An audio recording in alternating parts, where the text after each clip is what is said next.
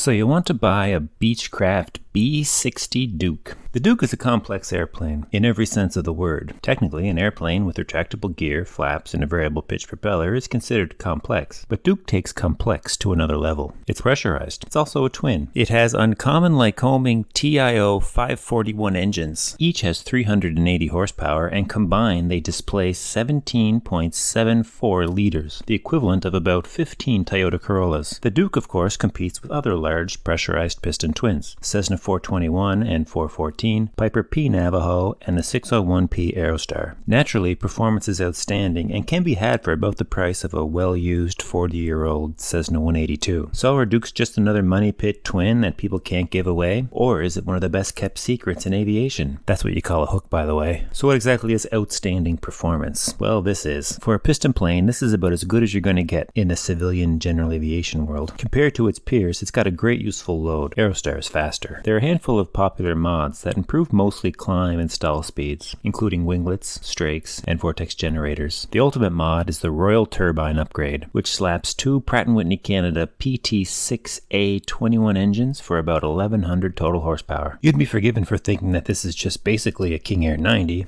You'd be wrong, but I'd forgive you. Compared to the King Air 90, the Turbine Duke is smaller and faster and lands shorter, and it's 100 times better looking. King Air 90 is more roomy and carries more. But getting back to the pistons, let's talk about money. Purchase prices are similar to other large pressurized twins, which isn't very much. That's because the assumption is that these planes come with fat maintenance bills, and that's true, they do. But there is a little more to the story. Dukes have a reputation not only for being expensive to maintain, but also unreliable with poor dispatch rates, which is not always true. Even the best Dukes are expensive and complex to maintain. Remember those unusual engines. Also, they must be flown extremely proficiently, with very careful attention paid to engine management. Warm-up and cool-down procedures need to be followed precisely. If a Duke operator doesn't skimp on maintenance and flies it properly, reliability can be quite good, and often the engines will exceed the 1600-hour TBO. Cheap out on maintenance or get sloppy operating the engines and you're in for a bad time. At 70% power, it burns 45 gallons. Overhauling both engines is about $110,000. The Beech Duke is a real hot rod. If you're up to the task of footing the maintenance bills and keeping your pilot skills sharp, the Duke is a lot of airplane for the money. Well, for the purchase price anyway. That's the Duke. Thanks for watching. See you in the next.